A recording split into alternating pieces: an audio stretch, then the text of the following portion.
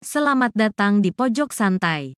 Sebelum Anda mendengarkan audiobook ini, kami menginformasikan bahwa channel ini adalah review audio dari buku yang ada di Indonesia. Untuk membaca keseluruhan buku ini, kami menyarankan membeli buku aslinya di toko buku kesayangan Anda, baik offline maupun online. Keberadaan channel ini dimaksudkan untuk membantu Anda mendapatkan pengetahuan dari buku-buku kesayangan Anda.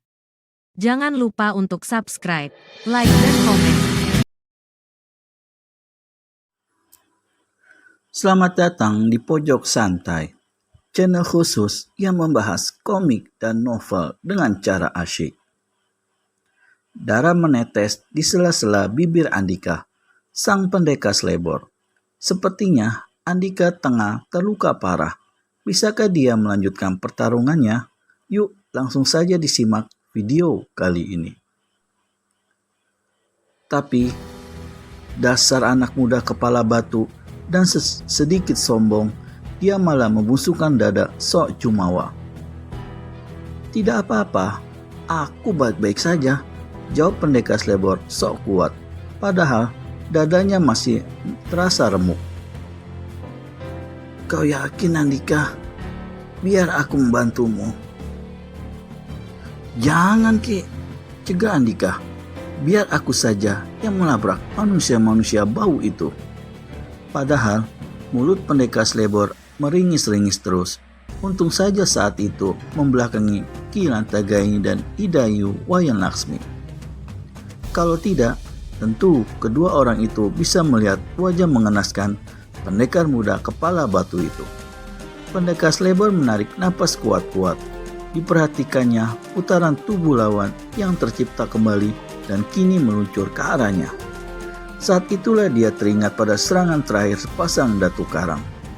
Dalam waktu yang demikian cepat, mata tajamnya menangkap suatu titik yang begitu dilindungi oleh sepasang datu karang.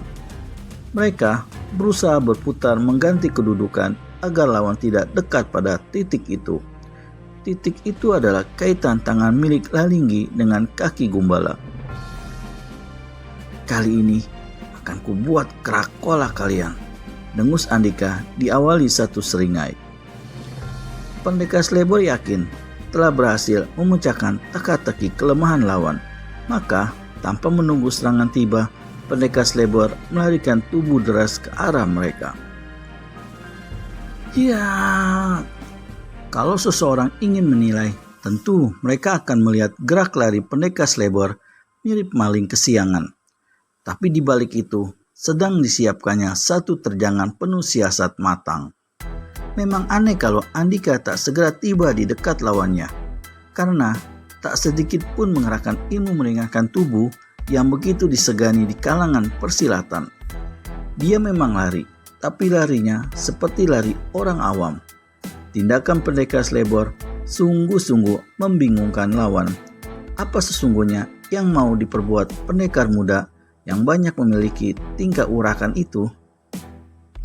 Pada saat mereka bertanya-tanya heran dalam hati, tubuh pendekar Slebor telah tiba di dekat keduanya.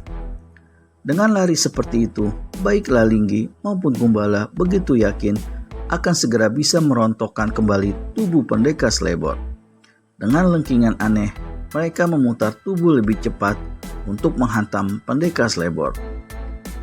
Tapi di luar dugaan, mendadak saja pendekar Slebor mengerahkan kembali ilmu kecepatannya.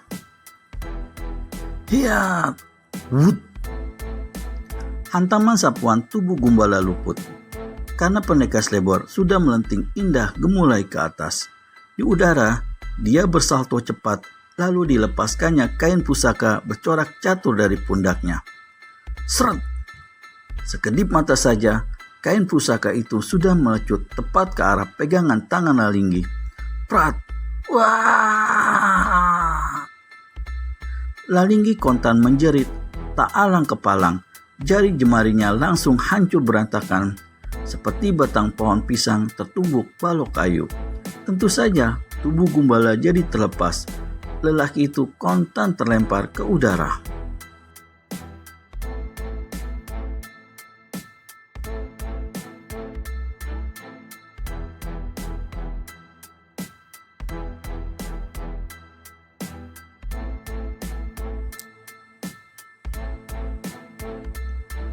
Entah bagaimana caranya, dalam keadaan masih tetap di udara, pendekar Slebor melepas inti tenaga sakti warisan pendekar lembah kutukan ke arah Gumbala.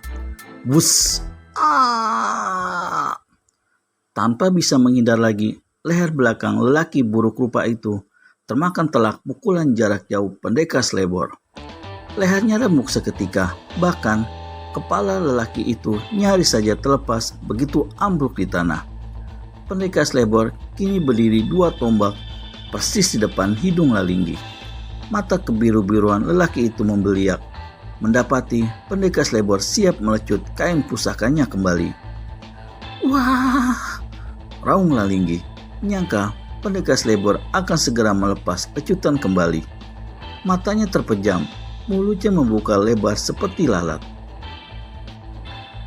Lalinggi menunggu-nunggu lecutan senjata pusaka pendekar Slebor, tapi tak juga datang. Takut-takut, matanya dibuka, tapi ternyata Andika sudah tidak ada lagi di depannya. Tapi telinganya mendengar tawa pemuda tersebut di belakang. Ketika menoleh, tampak pendekar Slebor tengah memegang pakaiannya. Ini untuk membayar pakaianku yang dirusak oleh kawanmu, kata pendekar Slebor dengan ringan. Lalinggi terlonjak ketika melirik ke bawah. Tubuhnya sudah polos seperti bayi baru lahir. Entah malu atau takut mati, laki-laki yang juga buruk rupa itu langsung lari tunggang langgang sambil melindungi bagian rahasianya dengan tangan hancur. "Oi, ada tuyul!" teriak Andika sambil tergelak. Hidayu Wayang Laksmi yang melihat kejadian itu menutup mata cepat-cepat, ngeri campur geli. Bagaimana keadaan jasad Ki Rawirontek yang telah ditetesi darah Hidayu Wayang Laksmi secara tidak sengaja? Apakah dia berhasil bangkit kembali? Apa sesungguhnya rahasia kelemahan ilmu hitam yang luar biasa itu sehingga Ki Rawirontek dikabarkan masih mampu hidup kembali meski kepalanya telah terpenggal sekalipun? Kalau bangkit kembali, mampukah Andika menghadapinya? Ikuti kelanjutan kisah ini dalam episode Bangkitnya Ki Rawirontek berikutnya.